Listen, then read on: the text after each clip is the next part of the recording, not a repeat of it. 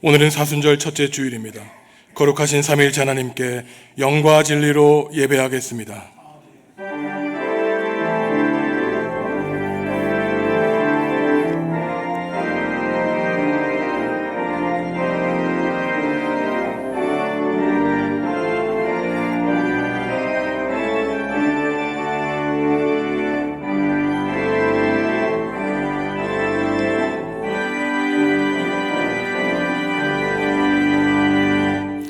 하나님, 사순절 첫째 주일에 저희를 예배 자리로 인도하시니 감사합니다.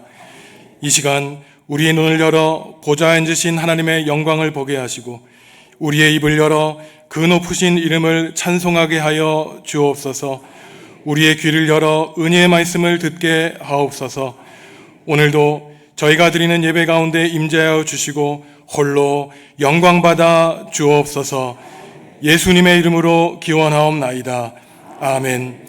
하늘에 계신 우리 아버지, 아버지의 이름을 거룩하게 하시며 아버지의 나라가 오게 하시며 아버지의 뜻이 하늘에서와 같이 땅에서도 이루어지게 하소서. 오늘 우리에게 일용할 양식을 주시고 우리가 우리에게 잘못한 사람을 용서하여 준 것 같이 우리 죄를 용서하여 주시고 우리를 시험에 빠지지 않게 하시고 악에서 구하소서. 나라와 권능과 영광이 영원히 아버지의 것입니다. 아멘.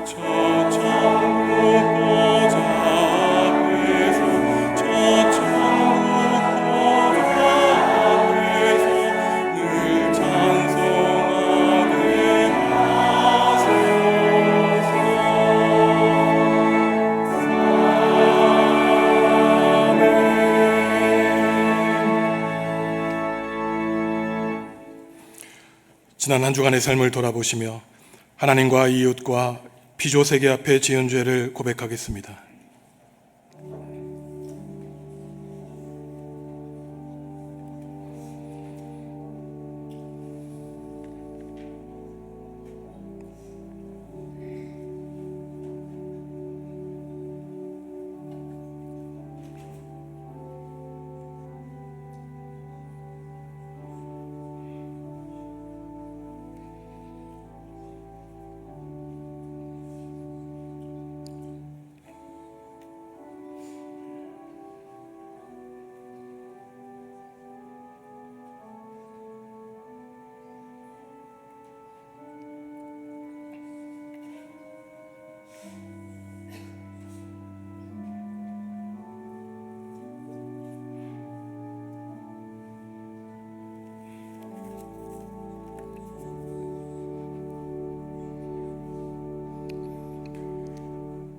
하나님이 우리에게 주시는 용서의 말씀입니다.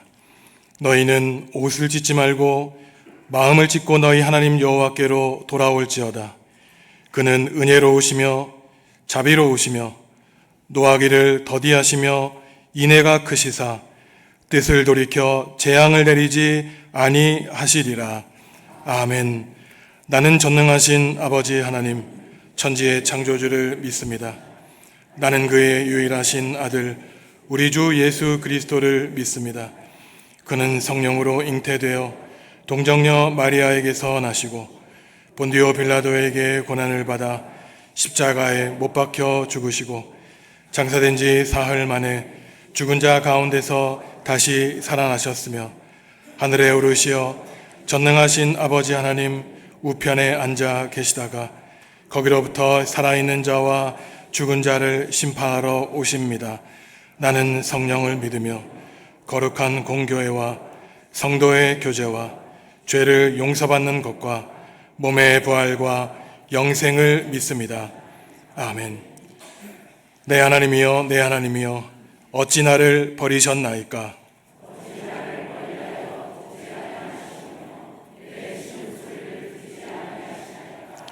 내 하나님이여, 내가 낮에도 부르짖고 밤에도 잠잠하지 아니하오나 응답하지 아니하시나이다.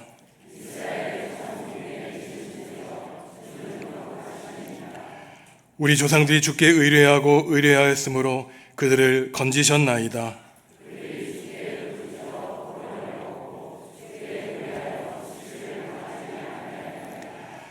나를 멀리하지 마옵소서. 환난이 가까우나 도울 자 없나이다. 내가 내 모든 뼈를 셀 수 있나이다. 그들이 나를 주목하여 보고 내 겉옷을 나누며 속옷을 제비 뽑나이다.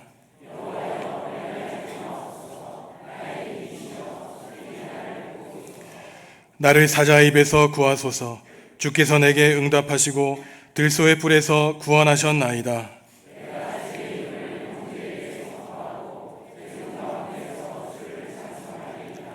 여호와를 두려워하는 너희여, 그를 찬송할지어다.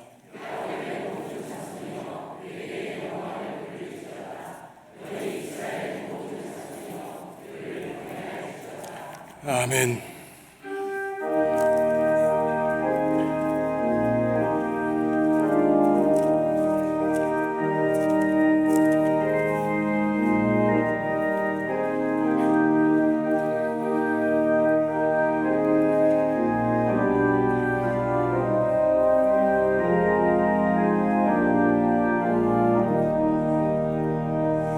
저 멀리 푸른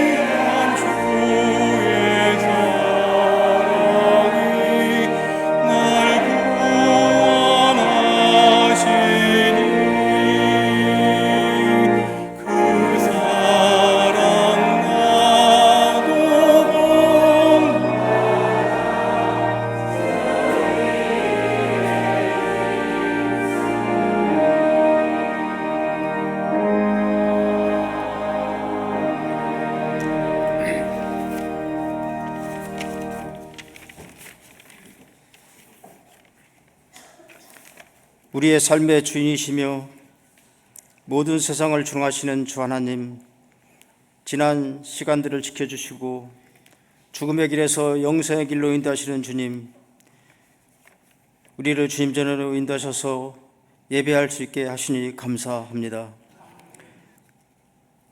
모든 것을 하나님이 주심에 감사하며 하나님이 원하시는 삶을 살아야 함을 잘 알면서도 인간된 부족함과 아집의 죄악된 삶을 고백하오니 용서하여 주시옵소서. 그 춥던 겨울이 지나가고 새싹과 희망이 돋는 봄이 오고 있음을 느낍니다. 우리 마음속에 얼어있는 많은 인간관계 속에 감정들이 있습니다. 따뜻한 봄 기운에 얼음이 녹아나듯 우리 마음속의 감정들이 따뜻한 마음으로 변할 수 있게 하시옵소서.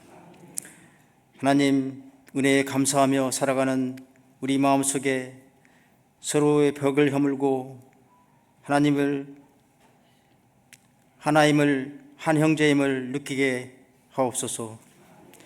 우리 교회, 우리 중앙교회가 갈등과 반목이 아닌 하나님 보시기에 좋은 교회, 서로를 격려하고 이해하는 따뜻한 사랑이 있는 포근한 교회로 함께하여 주시옵소서. 언제나 밝은 웃음이 있는 교회, 또한 상대방의 아픔을 헤아리며 배려하는 사랑이 넘쳐나는 교회로 되기를 원합니다. 함께하여 주시며 우리의 부족함을 채워 주시옵소서. 또한 영아부로부터 청년부까지 겨울 수련회를 진행하고 있습니다. 의뢰롭게 마칠 수 있도록 함께하여 주시며 이들을 위해서 봉사하시는 교사 선생님들을 축복하여 주시옵소서.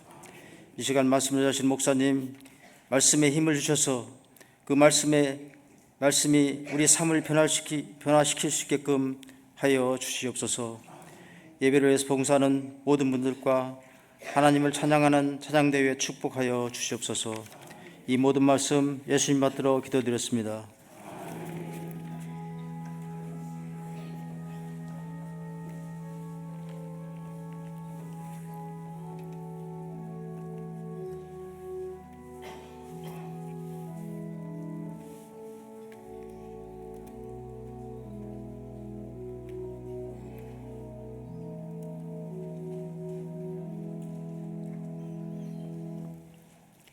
시온에서 나팔을 불며 나의 거룩한 산에서 경고의 소리를 질러 이 땅 주민들로 다 떨게 할지니 이는 여호와의 날이 이르게 됨이니라.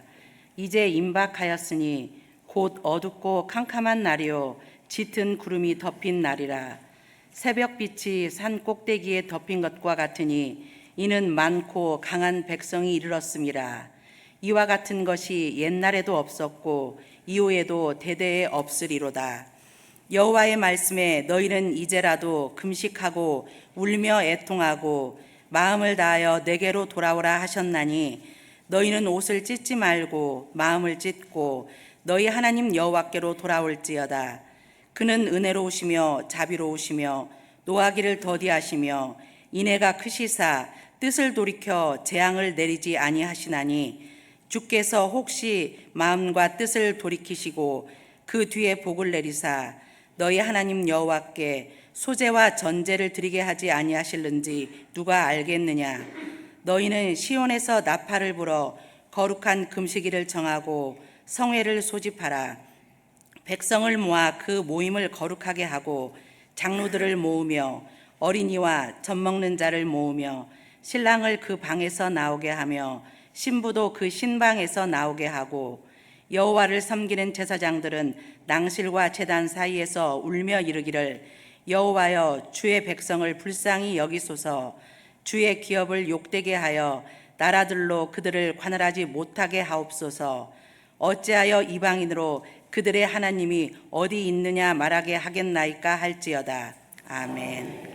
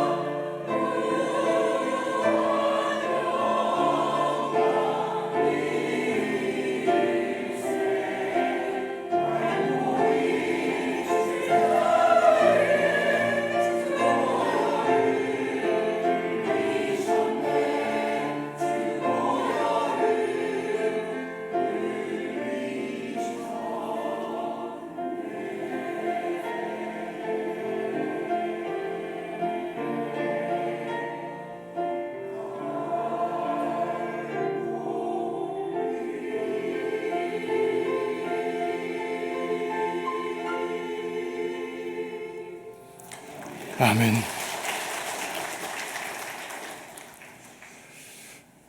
우리나라 국민 가운데 연로하신 일부 사람들을 제외하고는 전쟁을 경험한 사람이 거의 없습니다. 오히려 청소년들이나 청년들은 컴퓨터 게임으로 전쟁하는 게임을 하는 것을 즐기고 전쟁 영화 보는 것을 재미있어 하죠. 하지만 전쟁은 컴퓨터에서 자판을 두드리듯 그리 낭만적인 일은 결코 아닙니다. 얼마 전에 러시아가 우크라이나에 전쟁을 일으켜 그 전쟁터에 파병된 북한군들에 관한 다큐멘터리를 본 적이 있습니다. 물론 정확한 수는 알기 어렵지만 대략 15,000명 정도의 북한군이 파병되었는데 아마도 6,000명 이상의 사상자가 발생한 것으로 알 수 있습니다. 예전에야 총을 쏘고 미사일과 대포를 쏴서 전쟁했지만 그 영상을 보니까 하늘에서 메뚜기 떼와 같은 드론들이 북한 병사 한 명 한 명을 관찰하고 추적하면서 총을 쏘는 모습에 그 북한군이 얼마나 기겁하고 두려움에 빠져 있었는지 참으로 이 전쟁의 이 두려움이 얼마나 큰지 두 눈으로 확인하게 되었습니다. 전쟁으로 수많은 사람이 목숨을 잃고 전쟁으로 지금까지 사람들이 쌓아온 모든 것들이 한순간에 무너지는 것 우리는 너무나 잘 알고 있습니다. 과연 지금 우리의 삶은 어떻습니까? 물론 우리가 지금 총과 칼을 들이대는 전쟁의 상황은 아닐지 몰라도 오늘 본문에서 나오고 있듯이 전쟁과 같은 삶의 상황, 빛이 어두워서 캄캄하고 미래가 없는 절망적인 전쟁과 같은 상황에 있지는 않습니까? 오늘 우리가 읽은 요엘서 2장의 첫 구절을 보면은 하나님은 요엘 예언자의 말씀을 듣는 청중들에게 나팔을 불라고 말씀하십니다. 민수기 10장을 보면은 전쟁 규정이 나오는데 나팔을 한 번 불고 두 번 불고 또는 길게 불고 짧게 불어서 전쟁이 오는 이 공습을 경고하는 것을 알 수 있습니다. 언제 공격해야 될지, 언제 숨어야 될지, 언제 머물러야 될지 나팔 신호로 군사들에게 알리는 것이죠. 오늘 바로 하나님이 나팔을 불라고 하는 것이 이제 여호와의 날, 크고 두려운 날, 심판의 날이 다가왔으니 너희들을 공격할 군대에 앞서서 전쟁이 일어날 것을 이 나팔로 알리라고 하나님은 말씀하고 있는 것입니다. 이 군대는 너무나 크고 두렵기 때문에 이전에도 없었고 앞으로도 이러한 무서운 군대는 없을 것이라고 하나님이 경고하고 계세요. 이러한 무서운 군대가 쳐들어오면은 에덴 동산과 같았던 적과 꿀이 흐르는 이스라엘 땅이 다 파괴될 것이고 결국 모든 가정이 무너지고 황폐한 광야가 될 것이라고 하나님이 경고하십니다. 하지만 하나님은 우리를 사랑하시기에 이러한 우리가 겪고 있는 전쟁과 같은 상황에서 그 전쟁을 피해 살아날 길을 우리에게 알려주시죠. 그것은 먼저 하나님께 돌아가는 것입니다. 오늘 본문에 보면 돌아간다는 이 동사가 12, 13, 14절에 세 번이나 걸쳐 계속 반복되어 나와서 우리가 전쟁과 같은 인생에서 살기 위해서는 하나님께 돌아와 회개하는 것이 얼마나 중요한지 우리에게 알려주고 있죠. 오늘 본문은 백성들이 어떠한 죄를 지었는지 그 죄의 결과가 어떠한지에 관심을 기울이기보다는 그 죄를 지은 백성이 살아남기 위해 하나님께 돌아가 회개하는 것에 초점을 맞추고 예언의 말씀을 전하고 있습니다. 회개해야 된다는 것이에요. 돌아와야 된다는 것입니다. 돌아오지 않고 회개하지 않으면 하나님의 심판을 받고 모든 백성이 한순간에 죽음을 당할 것이라고 하나님은 경고하고 계세요. 오늘 19절을 보면 하나님은 예언자 이 요엘을 통해 말씀하시기를 이제라도 돌아오라고 말씀하고 있습니다. 우리는 성경을 읽을 때 큰 메시지의 중심을 갖고 읽지만 사실 예수님이 말씀하신 것처럼 성경의 작은 일획 한 점이라도 모든 것이 중요하기 때문에 성경에 나온 이러한 작은 낱말 부사와 같은 것도 굉장히 중요한 신앙의 가르침을 줍니다. 이제라도, 비록 늦었지만 이제라도 어서 빨리 돌아오라는 것이에요. 하나님이 적군을 보내 이스라엘을 멸망하게 하는 것은 이스라엘 백성을 저주하고 심판하기 위한 것이 아니라 비록 죄를 지었지만 지금이라도 돌아오면은 하나님이 다시 기회를 주시겠다고 백성들에게 말씀해 주시는 것입니다. 요엘 당시는 메뚜기 재앙으로 온 땅과 백성이 고통을 당했죠. 먹을 것이 없었습니다. 모든 백성이 허기졌어요. 오늘날 전쟁 때와 같았습니다. 먹을 것이 없으니 하나님께 소제물과 전제물을 바치고 싶어도 하나님께 예물을 드리지 못했습니다. 그러니 우리가 살아가며 어려움을 만날 때 우리 자신을 돌아보며 생각해야 되는 것은 내 인생에 왜 이러한 고난과 어려움이 닥쳤는가? 그 첫 번째 원인을 하나님과의 관계가 삐뚤어진 것이 아닌가? 우리는 나 자신을 돌아봐야 되는 것이에요. 왜냐하면 하나님께 죄를 지었기 때문에 하나님은 자연재해를 일으키시고 메뚜기 재앙을 일으키셨기 때문인 것입니다. 하나님을 의지하지 않고 내 주장과 내 뜻으로 산 것은 아닌가 생각하며 오늘 주님이 말씀하신 것처럼 빨리 나의 과거의 자리에서 일어나 하나님께로 돌아가야 됩니다. 그런데 오늘 주님이 말씀하시기를 그냥 무턱대고 돌아가는 것이 아니라 마음을 다해서 돌아가라고 말씀하고 계십니다. 생각해 보십시오. 한 가정이 있어요. 한 가정이 한 집에서 몸을 부둥켜 산다고 해서 그게 가정이 되는 것이 아닙니다. 서로 마음은 완전히 분리되어 원수가 됐는데 법적으로 가정의 테두리 안에 있다고 해서 그것은 정상적인 가정이 아니에요. 가정이 가정되기 위해서는 온 가족이 마음을 다해야 됩니다. 서로의 아픔과 고통을 나누며 서로를 위해 기도하고 격려해야 되는 것이에요. 마음을 함께 해야 됩니다. 하나님과의 관계도 마찬가지죠. 마음을 하나님께 바쳐야 돼요. 히브리에서 마음은 우리의 중심을 가리킵니다. 우리의 전 존재를 가리키는 것이에요. 마음을 다해서 하나님께로 돌아오라는 것은 내 중심, 내 마음, 온 존재가 오직 하나님만을 향하여 주님께로 돌아오는 것을 말하는 것이죠. 마음과 뜻과 정성과 힘을 다해 하나님을 사랑하는 것이 바로 내 인생을 걸고 하나님을 사랑하라는 그러한 뜻을 가리키는 것입니다. 하지만 추상적이에요. 마음을 다해서 하나님께로 돌아가는데 어떻게 돌아가야 됩니까? 그래서 하나님은 구체적인 그 마음을 다하는 방법을 가르쳐 주시는데 바로 두 가지, 금식하고 애통하며 돌아가는 것입니다. 이스라엘 백성들은 중요한 절기 때마다 금식했어요. 밥을 먹지 않았습니다. 저희도 몇 년 전 사순절에 금식하면서 우리가 하나님께 예물 바쳤던 것을 산불난 지역에 우리가 바쳤던 것 우리는 잘 기억하고 있습니다. 우리가 밥을 먹지 않고 물을 마시지 않으며 금식하고 절제하는 이유가 있죠. 내가 힘써 노력해서 얻은 양식, 내가 먹고 내 힘으로 산다는 것이 아니라 내가 입을 다물고 숨 쉬지 않으면, 하나님이 우리에게 생명의 양식 주시지 않으면 우리는 한순간도 살아갈 수 없는 연약한 존재임을 금식을 통해 하나님께 우리의 신앙을 고백하는 것입니다. 간절한 소원과 바람이 있을 때 금식하며 하나님을 매달렸죠. 애통하고 돌아오는 것은 무엇입니까?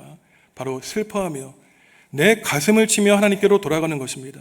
내가 너무나 하나님께 잘못한 것이 많기에, 지금도 이 순간 하나님의 마음을 아프게 하기에 나의 얼룩진 마음 하나님께 내어놓고 어떻게 하면 좋겠습니까? 슬퍼이 울며 내 이웃과 가족의 아픔을 끌어안고 하나님께로 돌아가라는 것이에요. 히브리어에서 애통은 장례식 용어입니다. 신발을 벗고 맨발로 머리를 밀고 옷을 찢고 나의 온 존재를 부정하며 하나님께 나아가는 것, 그것이 바로 애통하며 하나님께 나아가는 것이죠. 모두가 다 회개와 관련이 있습니다. 우리가 살아가면서 회개하는 것이 중요한 이유가 바로 여기에 있어요. 나 자신을 돌아보는 것입니다. 내가 지금까지 살아온 것에 얼마나 많은 실패와 실수와 얼룩이 있었는지, 마치 거울로 내 자신의 얼굴을 돌이켜보듯이 하나님 앞에 나아가 말씀 앞에 나의 문제를 내어놓고 주님께 돌아가는 것이죠. 나의 잘못을 용감하게 인정해야만 우리는 회개하며 하나님께로 나아가 하나님의 은혜를 받을 수 있습니다. 나는 아무 문제가 없다는 사람, 내가 생각하는 것만이 정답이라고 생각하는 사람, 안타깝게도 그에게는 회개의 기회가 없는 것이에요. 하나님께 돌아가기 전 반드시 우리가 해야 될 일이 나 자신을 바라보며 하나님의 말씀 앞에 우리를 돌아보고 회개해야 되는 것이죠. 마음을 다하는 것에 대해 예언자 요엘을 통해 하나님은 다른 식으로 말씀하시는데 바로 마음을 찢고 돌아가는 것이라고 말씀하십니다. 옷을 찢는 것이 아니라 마음을 찢는 것이에요. 이스라엘 백성들은 슬픔과 재난을 당했을 때 옷을 찢었습니다. 옷을 찢는 것은 회개의 표시였어요. 오늘날 경건한 이스라엘 백성들도 크리아라는 의식을 하는데 슬픔과 재난을 당했을 때 옷깃을 가위로 자르면서 하나님의 구원을 요청하는 의식을 버리고 있습니다. 이스라엘의 임금 가운데 가장 훌륭한 임금 가운데 한 명으로 뽑혔던 요시야 임금이 그랬어요. 지금부터 2700년 전 요시야 임금은 성전을 수리하다가 그 성전 구석에 있는 율법책을 발견하게 됩니다. 그 성전 구석에 율법책이 놓여 있었다는 것은 요시야 이전 임금들이 하나님의 말씀을 무시했다는 것을 가리키는 것이에요. 하나님의 말씀에 손을 얹고 지혜를 달라고 기도해야 되는데 성전 어느 귀퉁이에서 먼지가 쌓여 있는 것 모른 채 그저 어느 귀퉁이에 하나님의 말씀이 버려져 있었습니다. 요시야가 그 율법책을 한 장 한 장 읽어나가죠. 아, 이래서 이 나라가 망하게 되었구나. 하나님이 하나님만을 섬기라 그랬는데 하나님과 동시에 우상을 섬기니 아수르의 공격 앞에, 바벨론의 공격 앞에, 애굽의 공격 앞에 우리가 비참하게 망해가고 있구나. 요시야는 깨닫게 됩니다. 그때 그가 가장 먼저 한 반응은 자신의 옷을 찢는 일이었어요. 그냥 옷이 아닙니다. 임금의 옷이에요. 그 화려한 임금의 옷. 요시야가 자신의 임금, 그 권력을 나타내는 그 옷을 찢었다는 것은 이 땅에 있는 모든 백성들의 가장 정점에 있는 그의 권위와 권력, 종이장과 같아서 하나님 앞에서는 아무것도 아니라는 겸손한 신앙의 고백을 하는 것이에요. 그러니 성도 여러분, 우리가 우리 된 것, 우리가 지금 누리고 있는 이 모든 것들 모두가 다 예수 그리스도의 은혜인 것입니다. 종이장과 같이, 먼지와 같이 언제라도 한순간에 사라질 수 있는 것이에요. 이처럼 요시야는 마음을 다해 옷을 찢었지만 하나님은 오늘 말씀하십니다. 이제는 옷 찢지 말라는 것이에요. 마음을 찢으라는 것입니다. 왜 그럴까요? 일상적으로 옷을 찢었어요. 일상적으로 옷을 찢고 회개했지만 이스라엘 백성들에게는 그것이 형식이 되었고 말았습니다. 늘 옷은 찢었지만 마음은 변화되지 않는 것이에요. 저희도 그렇지 않습니까? 매주일 주님 앞에 나와 침묵하며 하나님과 이웃과 피조세계에 지은 죄를 고백하지만 그 1분 정도밖에 안 된 매주일 고백하는 그 고백 앞에 얼마나 우리의 마음이 담긴 회개의 고백을 하고 있는가. 나 자신이 의심스러울 때도 있어요. 그래서 가톨릭 교회는 지금도 고해 성사를 통해서 실제로 자기 입을 통해 사제, 신부에게 자신이 지은 죄를 고백합니다. 물론 약점이 있죠. 사람이 지은 죄 하나님만 용서하실 수 있지만 그래도 장점인 것은 나의 입으로 나의 잘못을 시인한다는 데 장점이 있는 것이에요. 우리 개신교도 영적으로 나의 지은 죄를 하나님께 아뢰지만 그것 아무에게도 고백하지 않기 때문에 그저 내 마음속에서 매주일 형식적인 그러한 회개로 지나갈 때가 많은 것입니다. 그러니 하나님은 우리의 마음을 찢으라는 것이에요. 죄로 얼룩진 마음, 놋새처럼 굳어진 마음을 찢을 때 그 사이 하나님이 성령님을 보내주셔서 우리의 더럽고 얼룩진 마음을 깨끗하게 정화해 주시고 거룩하게 만들어 주실 것이라고 주님은 말씀해 주고 계십니다. 그러니 성도 여러분, 오늘 예수 그리스도의 순환과 죽으심을 묵상하는 사순절 첫째 주일 우리가 함께하면 좋겠습니다. 마음을 다해 마음을 찢고 하나님께로 돌아가면 좋겠어요. 그때 바로 예수 그리스도의 십자가의 보혈의 은혜가 우리 가운데 촉촉히 단비로 내려지는 것입니다.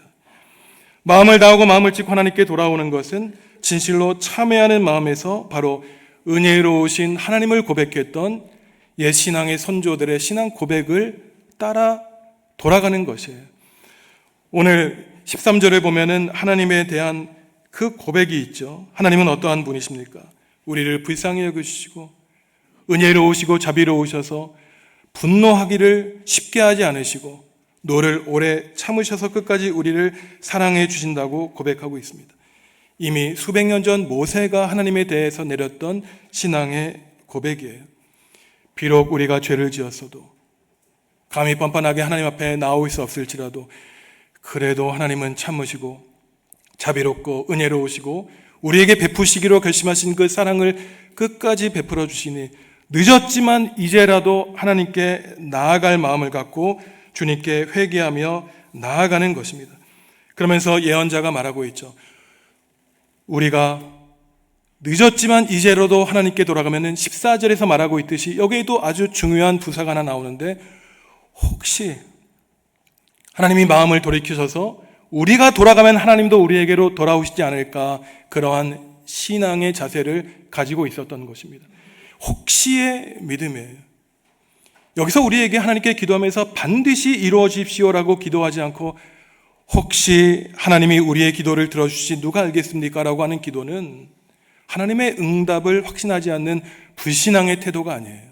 그것은 하나님이 내 기도를 들어주시든 들어주시지 않든, 내 문제가 해결되지 않든 해결되든 나의 모든 근심과 걱정, 나의 미래와 나의 모든 운명을 하나님께 온전히 맡기고 그 결과는 주님이 주시는 대로 있는 그대로 받아들이겠다는 절대적인 신앙의 모습인 것입니다.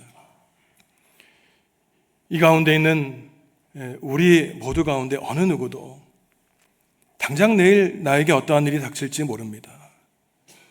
우리 자녀들 앞으로 10년 뒤에 어떠한 인생을 살아갈지 몰라요. 우리 교회도 마찬가지입니다.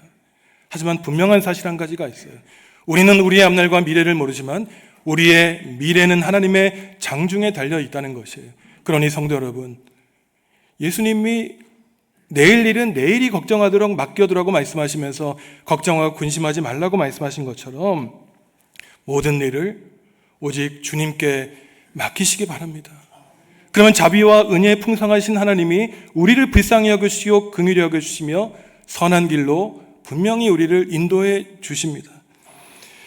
혹시 하나님이 돌이키실 누가 알겠느냐는 말은 사실 마음을 다해 하나님께 돌아간다는 것이 금식과 애통하면서 돌아가는 것이지만 더 정확히 말해 아무리 우리가 금식하더라도 아무리 우리가 애통하며 가슴을 치며 기도할지라도 그 결과는 하나님께 달려있다는 것을 주님은 우리에게 말씀하시는 거예요. 용서할지 말지에 대한 그 결론은 오직 하나님께 달려있는 것입니다. 그러니 하나님이 우리에게 베풀어 주시는 은혜는 이미 결정된 은혜가 아니에요. 우리가 마땅히 받아야 될 은혜가 아닙니다. 그것은 우리가 알지는 못하는 그 순간 하나님이 우리가 전혀 모르는 사이에 내려주시는 절대적인 하나님의 은총이라는 사실을 우리는 기억해야 됩니다. 이러한 하나님의 구원의 역사를 일으켜 짐을 받은 사람들에게는 삶의 한 가지 변화가 생기는데, 요엘 1장을 보시면은 재난이 생겨 메뚜기 재앙 때문에 소재물과 전제물을 드리지 못했어요. 소재물은 곡식으로 드리는 제물이었고 전제물은 포도주를 바치는 제물이었습니다. 그런데 늦었을지라도 이제라도 혹시 모르니 하나님께 돌아가자고 다짐하여 온전히 자신의 인생을 맡긴 사람들에게 하나님은 전제와 소제물을 드리게 하시는 구원과 은총의 역사를 일으켜 주시는 것이죠. 땀 흘려 일한 결과에 대해서 하나님이 보상해 주시는 은총을 베풀어 주시는 것입니다. 그러니 여기에서 우리가 예배와 제사에 관해서 중요하게 생각해야 될 한 가지 사항이 있습니다. 우리 모두는 지금부터 우리의 생각을 바꿔야 돼요. 많은 사람들은 이렇게 생각하죠. 우리가 하나님을 예배하고 하나님께 제사 드리면 하나님이 복을 내려주실 것이다. 물론 맞는 말입니다. 예배하는 사람을 귀하게 여겨주시고 은총과 복을 내려주세요. 하지만 오늘 하나님의 말씀을 보면은 소제물과 전제물 드릴 수 있다는 것이 이미 하나님의 은총을 받은 상징임을 우리에게 말씀하고 계십니다. 예배하는 것 자체, 제사 드리는 것 자체가 이미 하나님의 복임을 우리에게 말씀해주고 계신 것이에요. 그러니 성도 여러분, 지금 이 자리에 나와 하나님을 예배하는 것 이 자체가 하나님이 우리에게 허락해 주신 복과 은혜라는 사실을 우리는 다 기억해야 됩니다. 내 뜻대로 나온 것이 아니에요. 하나님이 초청해 주셨기에, 하나님이 불러주시고 하나님이 인도해 주셨기에 우리 모두는 우리의 발걸음을 이 거룩한 주님의 제단 앞으로 향하게 된 것입니다. 건강을 허락해 주셨기에, 하나님을 향한 인생의 고난에서 기도 제목이 있었기에 우리는 발걸음을 이곳으로 향했던 것이에요. 성도 여러분들은 이미 복 받으신 분들이니 우리의 삶이 다하는 날까지 예배하는 복을 풍성히 누리시기 바랍니다. 하나님은 다시 한번 백성에게 나팔을 불라고 명령하세요. 그런데 이 나팔은 첫 번째 나팔과는 완전히 다른 나팔입니다. 첫 번째는 두려움과 공포의 나팔이었어요. 전쟁을 알리고 전쟁을 준비하는 나팔이었지만 돌아온 백성들에게 두 번째로 하나님이 울려 퍼지게 하시는 나팔은 거룩한 성회를 모으게 하는 그러한 은혜의 나팔입니다. 나팔 소리 들은 사람들 다 하나님 앞으로 나와야 돼요. 오늘 예언자 요엘이 선포하고듯이 그 모임을 거룩하게 만들어야 되는 것입니다. 하나님 앞에 나왔으니 우리의 몸과 마음을 성령으로 깨끗이 씻고 주님 만날 준비를 해야 되는 것이에요. 여기서 성회로 번역된 히브리 말은 금지한다, 절제한다는 뜻을 가지고 있습니다. 왜 금지하고 절제합니까? 죄를 짓고 그 죄를 씻기 위해서 경건한 마음으로 절제하여 일상의 모든 근심과 걱정 떨어내고 오직 하나님께로 우리의 마음과 중심을 집중해야 되는 것이기 때문이에요. 이 성회에 참여하는 사람들은 나이가 많은 원로에서부터 갓 태어난 갓난 아기에 이르기까지, 그리고 신랑 신부 갓 결혼한 이러한 부부에까지 모든 사람들이 하나님의 이 회개의 성화에 나오라고 주님은 말씀하고 계십니다. 왜? 회개를 통하여 하나님이 예배해 놓으신 구원과 은총과 복을 누리게 하시는 거예요. 그러니 회개라고 하는 것은 우리가 보통 생각하듯이 우리에게 죄의식을 가져다주는 무거운 마음의 짐이 아닙니다. 회개는 우리가 잃어버렸던 하나님과의 관계를 새롭게 회복하는, 바로 우리에게 새로운 인생의 기회를 주시는 바로 하나님의 은총의 도구가 바로 회개라는 것이에요. 이처럼 눈물을 흘리며 가슴 치며 마음을 다해 마음을 찢고 회개하는 백성들에게 하나님은 제사장을 통해 하나님께 중보의 기도를 하게 하십니다. 그 제사장이 하는 중보의 기도 내용이 우리가 읽었던 마지막 구절에 나오죠. 그것이 무엇입니까? 하나님, 주님의 백성들 불쌍히 여겨주십시오. 쳐들어오는 적군에게 수치와 모멸 당하지 않게 해주십시오. 왜 하나님, 어찌하여 너희가 믿는 하나님이 어디 있는가 조롱하게 놔두실 것입니까? 백성들이 금식하고 애통하고 마음을 다해 마음을 찢고 성회를 가진 것, 제사장이 하나님께 간구한 이 기도의 결과가 오늘 말씀에는 나오지 않아요. 그 결과를 알기 위해서는 그 요엘 2장을 잘 끝까지 읽어보셔야 됩니다. 어떠한 분들은 여호와는 하나님이시다라고 하는 이름을 갖고 있는 이 요엘이 말한 중요한 메시지가 무엇인가 참으로 낯설지만, 우리가 매년 예수님의 부활 이후에 성령 강림 절마다 읽는 이 구절이 바로 요엘서 2장에 나오는 구절이에요. 우리가 잘 아는 구절, 제사장의 기도에 대한 하나님의 응답, 우리가 함께 28절, 29절, 32절 읽어보겠습니다. 그 후에 내가 내 영을 만민에게 부어주리니 너희 자녀들이 장래일을 말할 것이며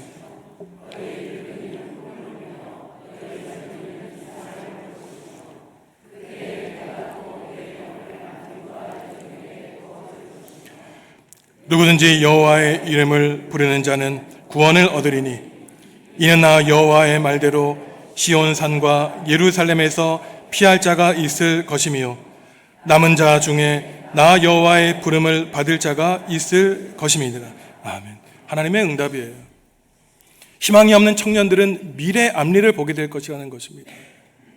나이가 많아 죽음을 앞둔 사람들은 결국 하나님의 소망과 꿈을 보게 될 것이라는 것이에요. 젊은이들은 비전을 보게 될 것이라는 것입니다. 그리고 하나님의 이름을 부르는 사람들에게는 하나님이 구원을 베풀어 주실 것이라고 주님은 응답하고 있습니다.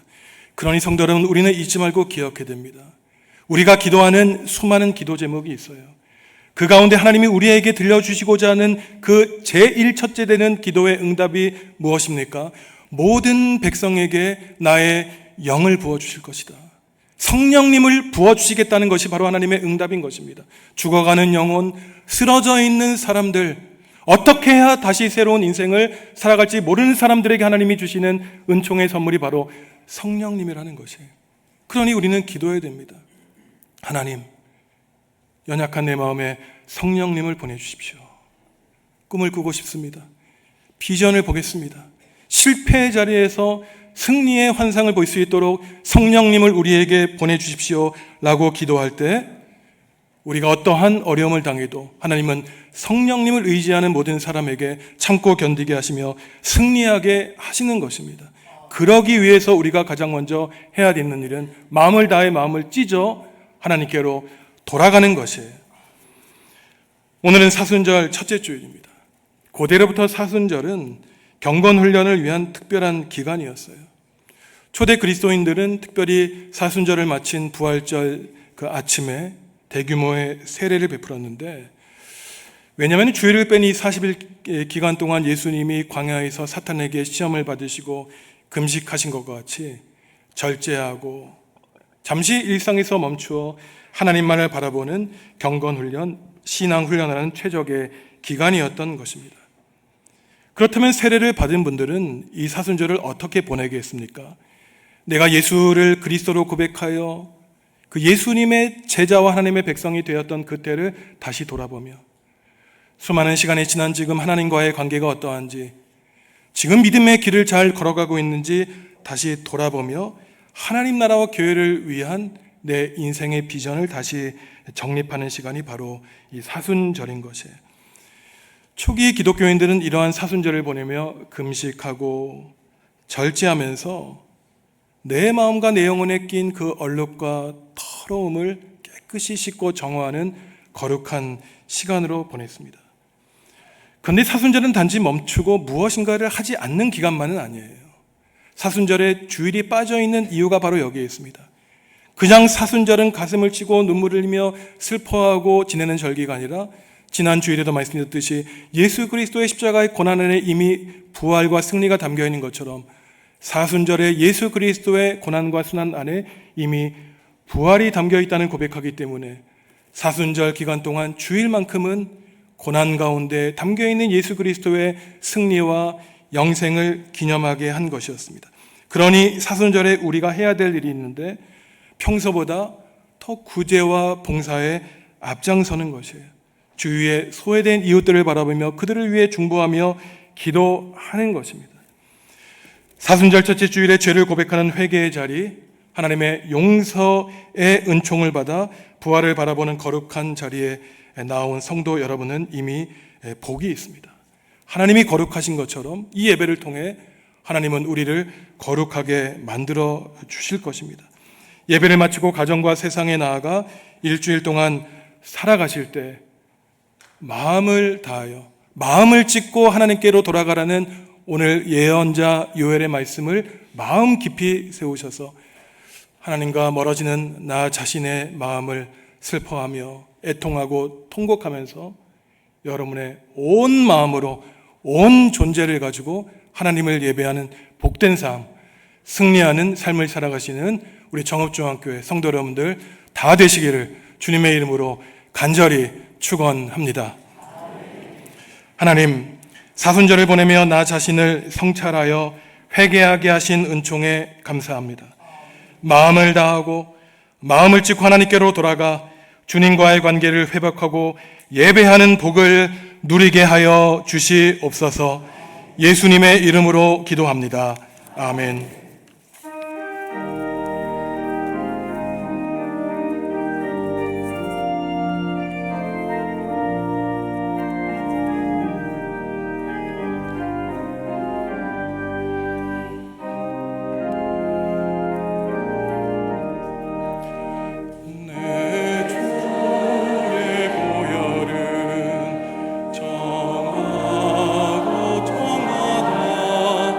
내 죄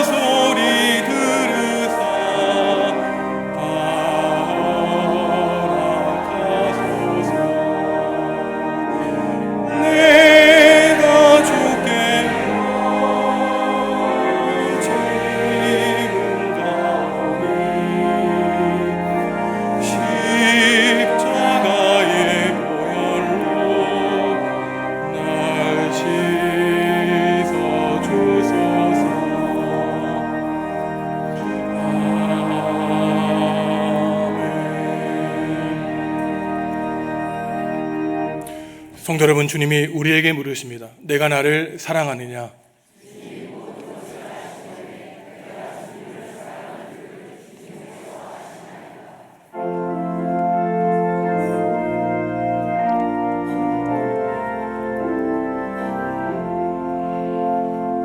주께서 주신 은혜 한없이 크오니 우리가 받은 것을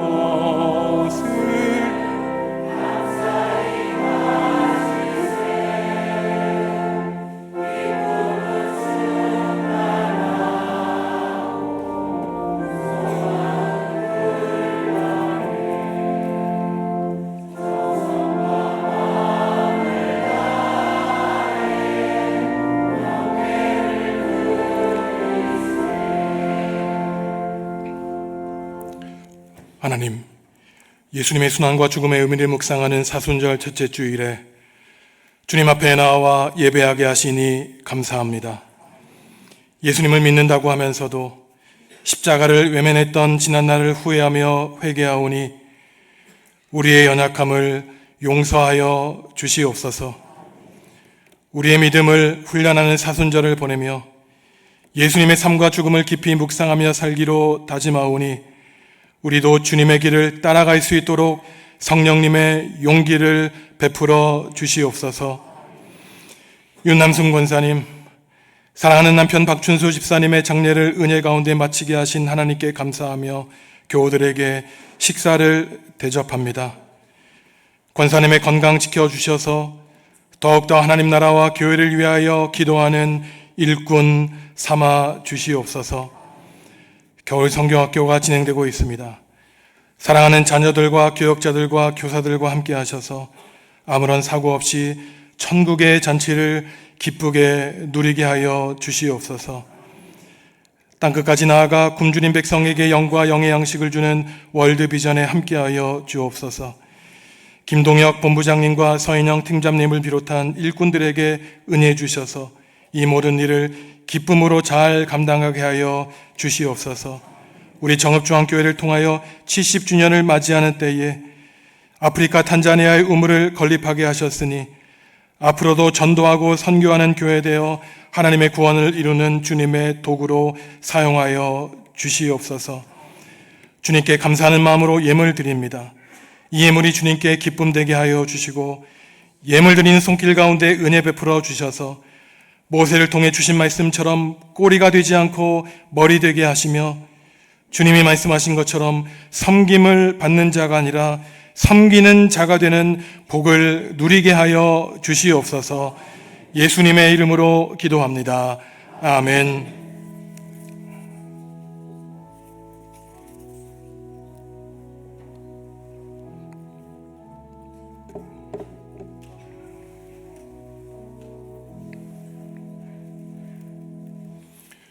주님의 평화가 여러분과 함께 하시기를 바랍니다.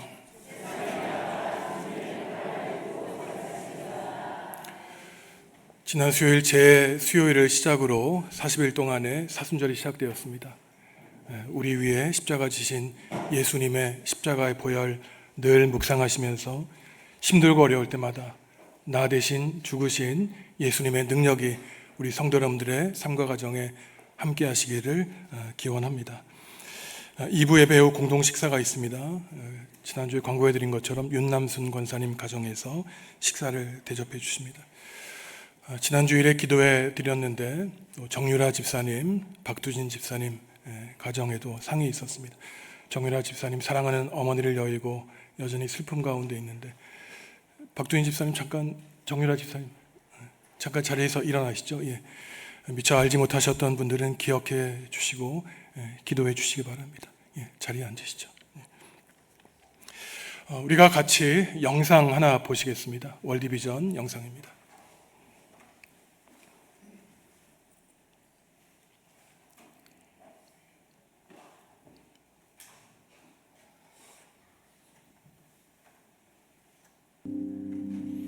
전 임마누엘도 물을 구하기 위해 하루에도 몇 번씩 수십 킬로미터를 걸었습니다. 그것이 오염된 물인 걸 알고도 말입니다.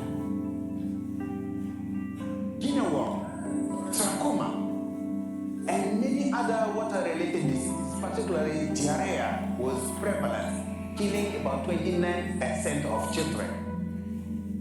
이것은 지금 이 순간에도 벌어지고 있는 현실입니다.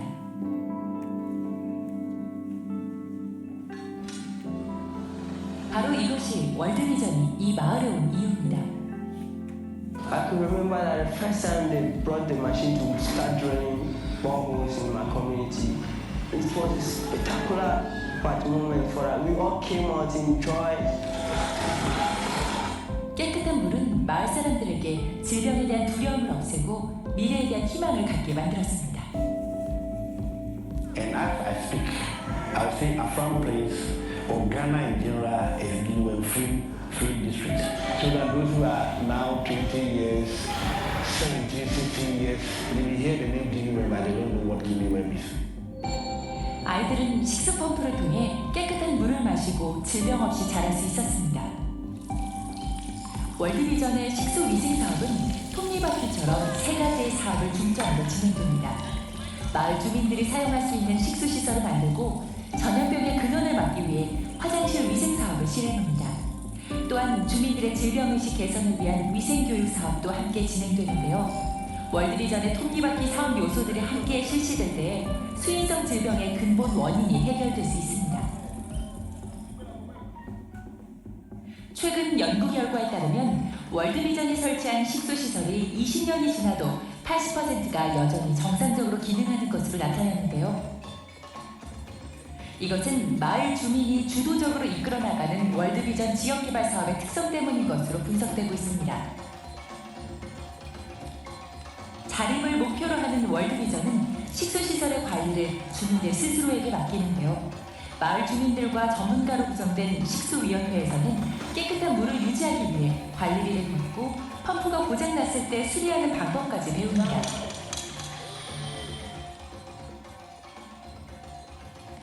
The community owned the borehole, not what we see. The community collected money from the individuals here at every month. Then we make everything available for the maintenance committee, then they fix everything. When we have a water committee in place and functioning, where they have fuse connection system working, the pump function despite the age. 오랜 시간 동안 유지된 월드비전의 식수 펌프는 이 마을에 많은 것을 변화하게 만들었습니다. 10년 전 물을 찾아 수십 킬로를 걸었던 임마누엘은 월드비전이 없었다면 지금의 모습은 꿈꿀 수 없었다고 When 이야기합니다. World Vision brought clean water to my community, everything changed. It allowed us to go to school as early as possible because when there was no clean water, I would have to walk there for long distance for a set of water. 대학생이 된 임마누엘을 보며 가족들은 믿겨지지 않은 기쁨을 느낍니다. Oh, they are very, very happy, especially my mother's family because I'm the only person to get to the university and they are really proud of me. 깨끗한 물. 이것을 통해 많은 아이들이 질병의 두려움을 극복하고 꿈을 찾을 수 있습니다. 임마누엘 이야기는 월드비전이 아프리카에 갖고 있는 미래의 모습입니다. 월드비전은 식수 위생 사업을 통해 아이들에게 주어졌던 환경을 변화시켜 그들 스스로 더 밝은 미래를 만들 수 있도록 기회를 제공합니다. 여러분의 사랑과 나눔이 분명 메마른 땅 아프리카의 희망의 샘이 되어줄 겁니다.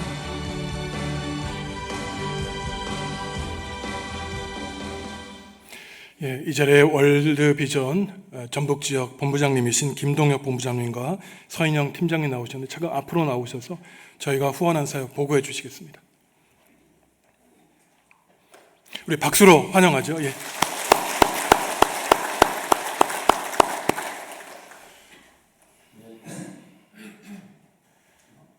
안녕하세요. 월드비전 전북 사업본부의 김동혁 본부장이라고 합니다. 제가 2024년 2월 달에 김석균 목사님과 함께 이렇게 찬양 간증을 드리면서 성도님들께 예배를 드렸었던 것 같은데 그때 후원해 주신 그 소중한 후원금을 가지고 저희가 사업을 잘 진행을 했습니다. 그래서 이 시간 목사님과 또 성도님들께 그 성과를 보고하고 또 함께 기쁨을 나누고자 이렇게 찾아뵙게 됐습니다. 영상을 통해서 봤겠지만 월드비전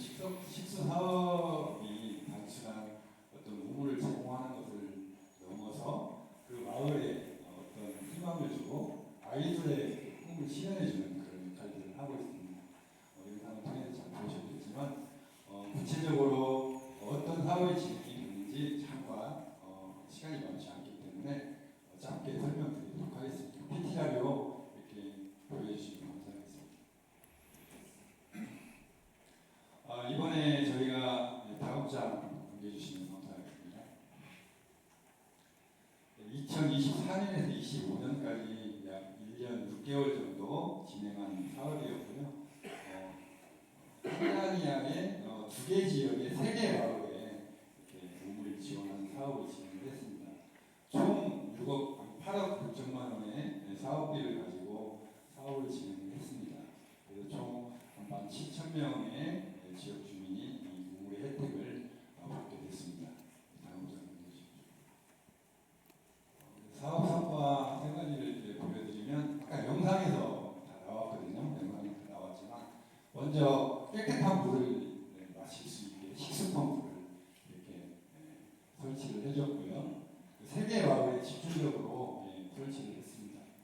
그리고 지역 주민들이 이런 인식 개선에 대한 것들도 월드민이 함께 교육을 하고 있습니다.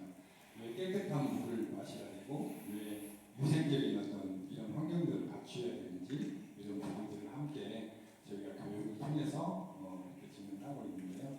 그래서 학교와 보건소에 손 씻는 시설, 저희로 말하면 옛날에 학교에 가면 쭉 수도가 있잖아요.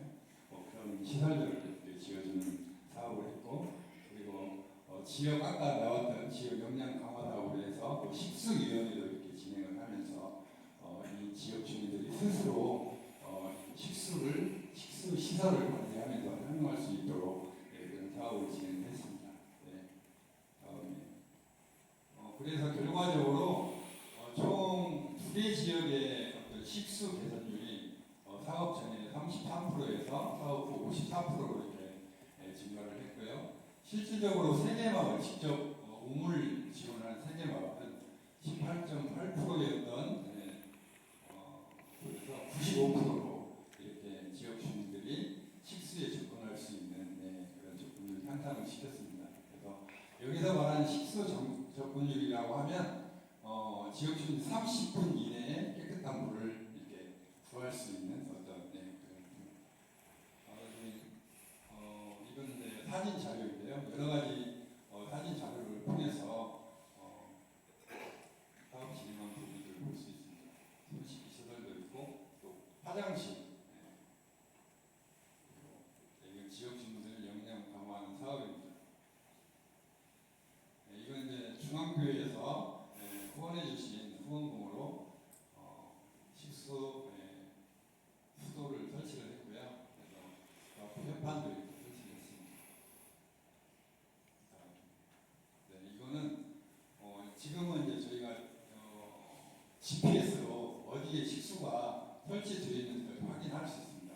그래서 이걸 보시면 어느 나라 어느 지역에 우리 중앙교회에서 설치한 식수가 설치되어 있는지 간접적으로 보실 수 있습니다. 네, 간단하게 이렇게 설명을 드리는데 시간이 많지 않아서 많은 것들 설명드릴 수 없어서 실질적으로 저희 월드비전이 사업을 진행하지만 결국적으로 이 사업을 월드비전 혼자 이렇게 진행하는 사업은 아닙니다. 후원해주신 후원자님이 계시고 또 이 사업이 완공될 수 있도록 이렇게 지켜주신 하나님의 은혜가 계시기 때문에 제가 이 사업들을 진행하는 것 같습니다. 앞으로도 월드비전을 위해서 기도해 주시고 또 많은 관심과 사랑 부탁드리겠습니다. 네, 감사합니다.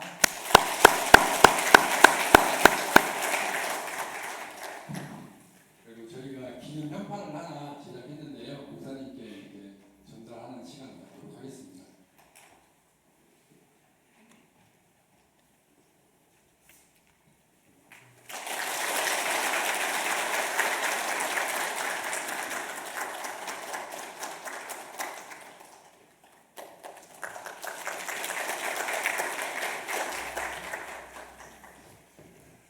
이 현판이 마을에 달려 있다고 합니다. 제가 아까 잠깐 우리 본부장님과 대화를 나누는데 이 물을 길러 어린아이들이 왕복 30분 거리에 물통 들고 다니니 학교도 못 다니고 참 우리는 그냥 몇 초 수도가에 가서 물을 트는데 참 너무나 죄송한 마음이 들었습니다. 이 월드비전은 우리나라 민간 세계 최고의 가장 거대한 구호단체입니다. 우리 교회가 도움을 받는 교회가 아니라 도와주는 교회가 되어서 더욱더 월드비전과 협력해서 굶주리는 백성들에게 육의 양식과 죽어가는 백성들에게 복음을 전하는 교회 될 수 있도록 성도 여러분들, 성령을 의지하는 모든 성도 여러분들 다 되시기를 바랍니다. 우리 주위에 있는 성도 여러분들과 이렇게 인사하시죠. 마음을 다해 하나님께로 돌아갑시다. 마음을 다해. 일어나서 주님께 찬양하겠습니다.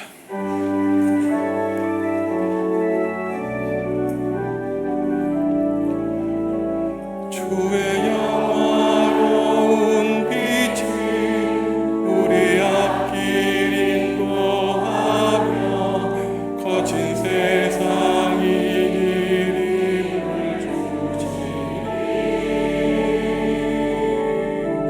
주의 영화로운 빛이 우리 앞길 인도하며 거친 세상이